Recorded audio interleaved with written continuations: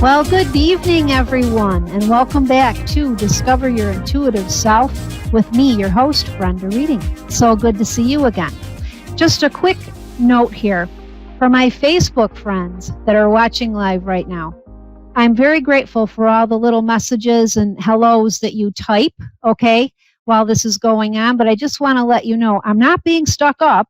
I just can't see it, okay? I can't see these messages while you're typing while we're doing the show. So I just wanted to let you know that, and I do appreciate them. So this evening, we are talking about premonition, precognition, and dreams. So have you ever had a feeling that something was about to happen? Just sometimes it can be like a feeling in your stomach area, butterflies, or maybe you can get a little anxiety or something, and you just have this feeling that something's going to happen.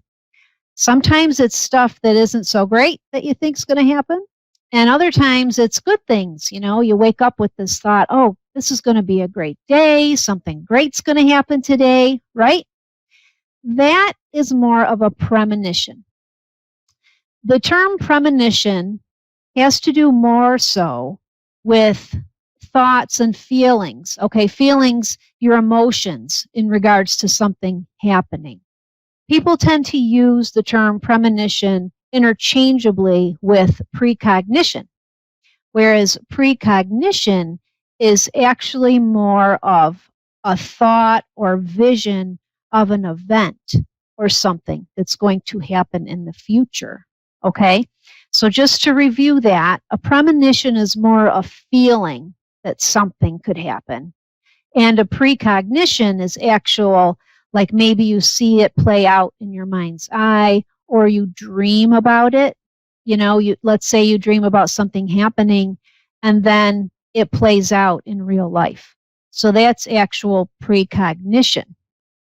So today, I'm going to share with you a couple stories. The first story is about a awake precognition that happened to me probably about 10 years ago. So my youngest daughter had just gotten her license, and she was going on a shopping trip. Can you imagine that, right? Anyway, so she'd gone to the mall with her friend. And before she left, I, just in my mom way, said to her, honey, be careful. You haven't had that much experience driving on the thruway. Just be careful. And, they got the pretty much the teenage response, yeah, mom, I'm fine, blah, blah, whatever. So, okay, she left. Well, a while later, I'm up in my bedroom getting ready for something. And my other daughter, my eldest daughter, she was in the bathroom. And I'm bending down in my bedroom, and all of a sudden, in my mind's eye, I'm driving my daughter's car, okay, the one that's out on the shopping trip.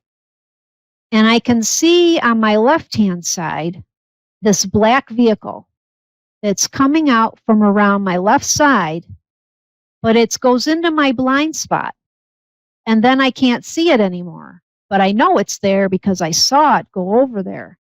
And then I feel the car shift lanes into the left lane, and I hit the vehicle. So I stand up, and I'm like, whoa, what was that, right? I thought I just saw, this accident happen. And I'm thinking, what the heck is that? Oh, I'm thinking, you know what? She says I always worry too much. I'm just worrying too much, so I'm not going to think about it. So it wasn't 5 minutes later, the same thing played again in my mind's eye. So now I'm concerned. And so I go into the bathroom and I talk to my other daughter and I say, hey, this just happened. And she's like, Mom, you got to call her and tell her what's going on. So I thought, okay. So I call up my daughter. I say, hey, I just had this vision about you. I said, you need to be really careful on your left side because I see this black vehicle coming around on your left, and you're not going to see it, and you're going to move into the left-hand lane, and you're going to hit the car. I said, so please be careful that, on your left-hand side. oh, mom, you're just too worried, blah, blah, blah, goodbye. Well, wouldn't you know it? 15, 20 minutes later, the phone rings and it's my daughter and she's crying and she's like, Mom, it happened just like you said. She said, it was a black truck and I didn't see him and I went into the left-hand lane to turn into the parking lot and I hit him. And she says, it happened just like you said. And, of course, I'm like, are you okay? Are you pulled off to the side of the road and all that? So needless to say, she was fine and nobody was hurt. But it was a really good example for me of precognition when you're awake. A lot of times we can have precognition when we're sleeping in the form of a dream. Like, having a dream about something happening or seeing someone that you haven't seen in a while, and then you run into this person, right? So that was my example of an awake precognition. The other thing that you can have happen is something called precognitive artistry. And that is where that you're kind of in a subconscious state, semi-conscious state, whatever, and you paint, draw, or sketch a future happening. Some people have actually find that they can be, just sitting at their desk or whatever, and they start to doodle, and they don't really know what they're doodling, but then when they're done, it's like a symbol of something, and it turns out that it was related to something that happened in the future. So these are called precognitive artistry. And so at this point, I'm going to share with you a very personal story about some precognitive artistry that happened to me before I knew it was called precognitive artistry. So this was about a year ago or so, and my husband and I we had booked a trip to France, and we were so excited. And it was April, and I just gotten off the phone with a friend of mine, and I was standing in my kitchen, and it was probably 6:30 at night when this happened, 6:45, something like that. And all of a sudden, this vision of a woman came into my mind. And at first, I wasn't sure who it was, but then I noticed that she had her eyes shut, and she was praying. I knew she was praying, and she was concerned, and she was praying, and she had on a blue veil, and she had dark hair, and I had this vision of this woman. So I ran into my dining room, and I grabbed these watercolor brushes that I hadn't even used yet, and I grabbed a piece of paper, and I shut my eyes, and I didn't even draw at first. I just took these watercolor brushes, and I started painting. It just happened so fast, what I was seeing in my mind. And I'm going to show you what it was. And for those of you that can't see this, I'll tell you in a minute. But this was the vision that I had in my mind's eye, okay? And then I realized that I realized it was Mother Mary. And I thought, holy cow, what the heck is going on with that?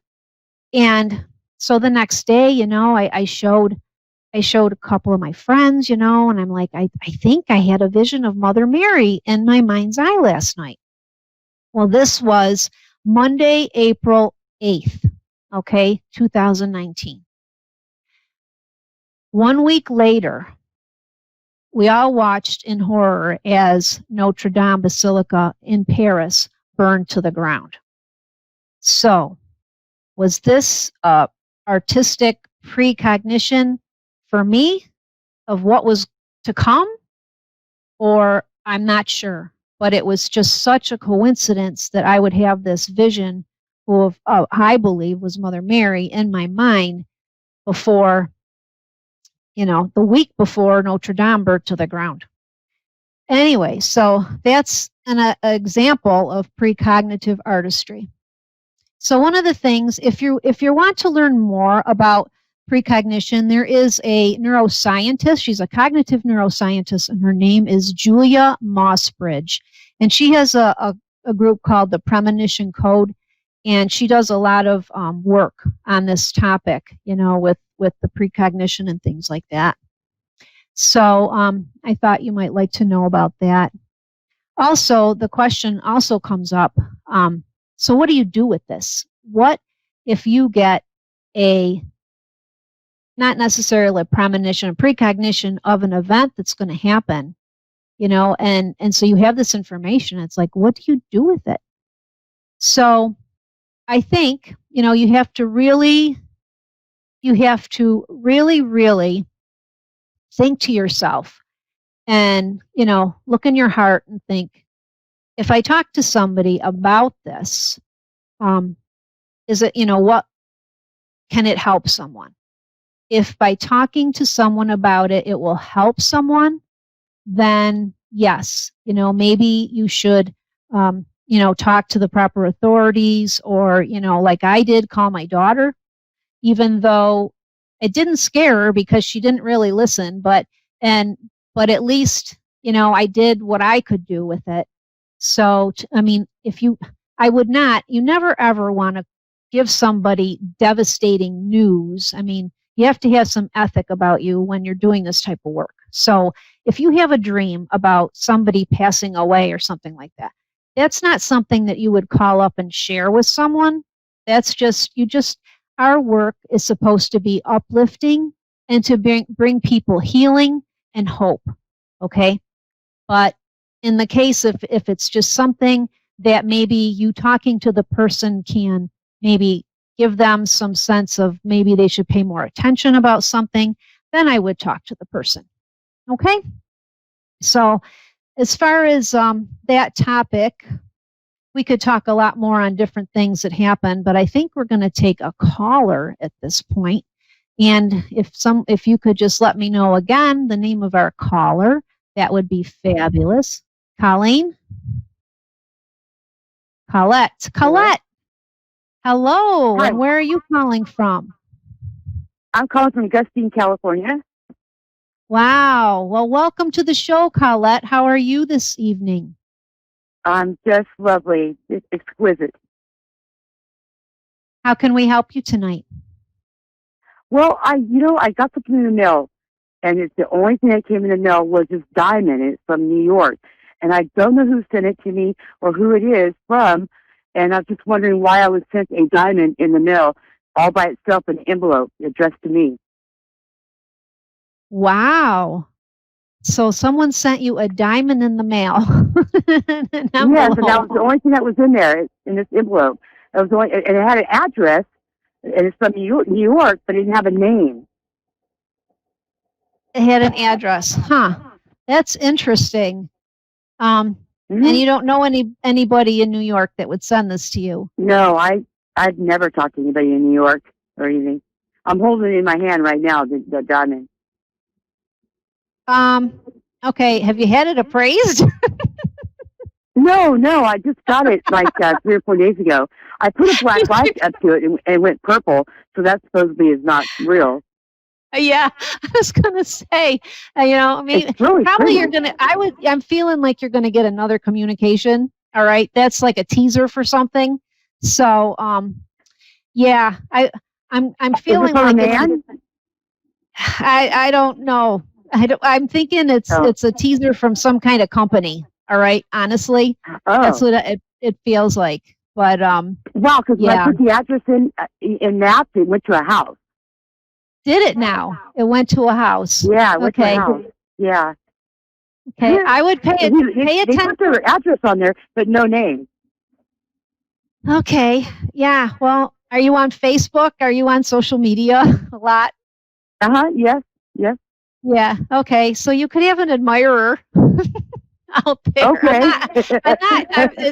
I'm still kind of like laughing about this, so I'm trying to use my spidey senses on your diamond, and it's just my laughter is kind of getting in the way. And it was wrapped in cellophane, just wrapped in cellophane, not even a little baggie or anything, just a little piece of cellophane.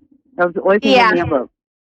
Yeah, so you're probably going to get another type of information, another contact whether it's a Okay. Facebook message or something like that. Yeah, I wouldn't bet the farm on this diamond and cellophane in the envelope messenger. Uh-huh. Okay, Okay. it's cute. That's something. Well, he's breaking the ice, right? He's breaking the ice with Yeah, ice. right. He's breaking the ice I was with like, ice. wow, who is this? I'd like to meet this man. See, it worked. There you go. It worked. See, Yeah. now look at that. How many people Right. are going to listen to this, and how many women are going to get envelopes with little fake diamonds in them this week because you called into the show It's tonight? beautiful though. It's big. It's kind of big. Not real small. Awesome. So, I know that's all you said you wanted to know, but I have a man in spirit here that steps forward for you. Would you like to talk about him a little bit, or? Sure. Yeah. He feels rather close to me. So it feels like maybe in your generation. All right.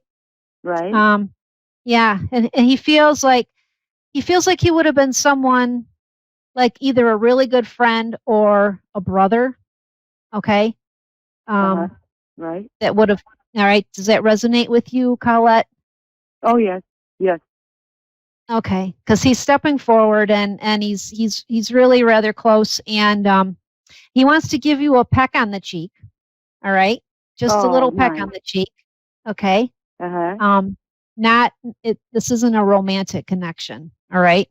Well, I've that's why had I'm two saying brothers that passed, so yes, I understand. you have two brothers that passed. Okay. Yeah. Yeah, one just in April. All right. Wow. Okay. Does one of them have a military connection to him? No. Okay. So, all right, because for some reason I was feeling something military out there with this. Okay. But Right. yeah. So this man he also has boots on. All right. This gentleman, he's stepping in with boots. Wow. Yeah. That's really nice. I accept that peck on the cheek. Yeah. And I feel like he would have looked out for you. All right. That's what it feels like. And that he continues to look out for you. Okay. So you know who this is then. So you know who it is. And I'm trying to place it with the military background. I'm not sure who it is. Well, that's something that came in with the message. So yeah, that's part of it, but I'm not focusing on that piece right now. I'm trying to think about more, what besides the fact that he's looking out for you. I don't. You said you had two brothers that passed. I feel like this might have been not the one that just passed recently. It feels like maybe one that, Yeah, that passed 3 years ago. My brother Billy. Yeah, it feels like he's been gone for longer than since April. All right, it just feels like he's stepping in, and he's also bringing a motorcycle with him. Okay. Oh, yep. Oh, all right. So we got the right. Yeah, we got the right brother now. Yeah. Yes, we do. Okay. Awesome. All right. So yeah, this is the one that's stepping forward. And anyways, he's saying he's looking out for you from the other side. And great. Have you recently started a new business? No, I haven't. Well, he's talking about a new endeavor for you, and it feels business related. So, like you starting something. Something. Yeah. So it feels good. Maybe in the future. I'm sorry? Maybe in the future. Yeah. So do you like to make jewelry, Colette? He's showing me. Yes, I'm very crafty. Yes. Okay, he's showing me small things. Excuse me. He's showing me things that you would work with your hands, and small things, and they're blingy. Okay, so I do fingernails. Okay. I bling out fingernails. Okay. All right. Yeah. Okay. There you go.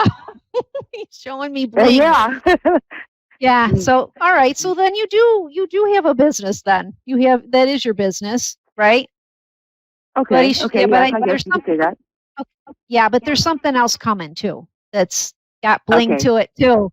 All right. So I All don't right. know if All it's right. making your own jewelry or what it is, but Uh-huh. there's something else coming with that, Colette. Yeah. Excellent. That's right up my alley. Good. Good. Well, Mhm. you have a great evening, Colette, and thank you for calling Okay. in. Thank you so much. I'll give you a great Oh, you're review. God bless you. Yeah. Okay. And our next caller, we have Debbie. Yes, darling, yes. Debbie from Australia. Yes, Fabulous. How are you doing tonight, Debbie? I'm good. How are you? I'm great. I'm great. So how can we help you tonight? Yeah, apparently it was a psychic reading and I wanted to hear it. Okay. Okay, so you're looking for some information. Yes, Okay. please. Debbie, okay, as I step into your energy, I'm sensing a woman on mother's side of the family, and she feels more like a sister to you, but I feel like she might have been an aunt. Does that resonate with Being a you? what, love? A sister? You have a sister in spirit, Deb? Yeah. Okay. Yeah, it's all right. She feels like a sister. Was she a little older than you? No. Okay. Well, for some reason, yeah, she's sister, but okay. So maybe we've got two. Do you also have an aunt in spirit on mother's side of the family? I have several spirits in the family. Okay. Okay. So, all right. So I've got, so, all right. So we have sister in spirit. We also have aunt in spirit on mother's side of the family. All right. So, um, I feel a lot of flowers around this sister that's in spirit. Was she someone that worked with Yeah. flowers? No, Okay. she loves flowers. Okay. So, all right. So she's got a lot of flowers. I mean, all Roses. kinds. Okay. But not just roses. She liked lots of different types too, right? Yeah, yeah, yeah. Okay. She could have been a florist. That's what I'm feeling, that she liked flowers so much. Yep. So did she yeah. So anyways, I see a lot of flowers around her. And I also have with me a man in spirit who steps close. And he does feel like he would have been a romantic interest of yours, Deb. A romantic interest that's on the other side. Yeah, that he passed. It would have been someone that you were close to that passed over. Hmm? No. Okay, well, we'll just let him sit there for a minute. Because, I mean, it could be somebody from your past. Yeah, it could be somebody from your past that right now isn't, popping into your head. But he's definitely there, and he's has romantic feelings toward you, even though he's still on the other side. So, do you have any specific questions tonight, Deb? My mum and dad. What do you get from them? Okay, so they're on the other side as well. Yeah. I feel machinery around your father. Okay, so I feel like I feel like he would have worked with machinery. Does that resonate with? Yeah, okay, so I feel like he worked with machinery, and I feel like your mom, I feel like your mom, she does come in wearing an apron, but I feel like she had a lot of other interests besides, being the mom at home working in the kitchen and all that. I feel like she had a lot of other things that she liked to do as well. Yeah. Yeah. Yep. What do you see for my future? Okay, so your parents are talking about, I'm just going to be honest here, about how well you're looking after your own health. Okay, so I feel like they want you to really pay attention to how you're, looking after your own health. They say that you're really good about, bugging other people to get their different tests done, their checkups and all that stuff. But they're telling me that you need to pay good attention just for your own physicals and things like that. Does that resonate with you, Debbie? Yeah. Yeah. So there's a couple tests that just, maintenance type things that that need to be done that you need to go take care of. So that's kind of like I'm getting this from your mom with the finger. Yeah. Yeah. All right. Go get this done, Deb. It's kind of late, it's a little late. Let's go get this done. So make sure you get those done. Yeah. So, all right, Debbie. What do you see as far as a financial and romantic? Oh, well, give it 3 more months. Okay, 3 more months, and then I feel like there's a new person coming around. So I kind of have to sign off now, Debbie. Thank you for calling in. I really appreciate it. Have a good evening. And on behalf of thank you, Debbie. On behalf of A1R Psychic Radio, I just want to thank you for being here with me tonight. And next week is Thanksgiving night. I will be here. And I want you to think about the spirit loved ones that you have that you wish were at your Thanksgiving table, because I'm going to have a very special exercise for those of you that join me next week on Thanksgiving evening at 8:30. Okay? We are going to delve into gratitude, and we're going to talk about our spirit loved ones, and then we're going to do this great exercise. So have a great week. Thank you for tuning in. Good night.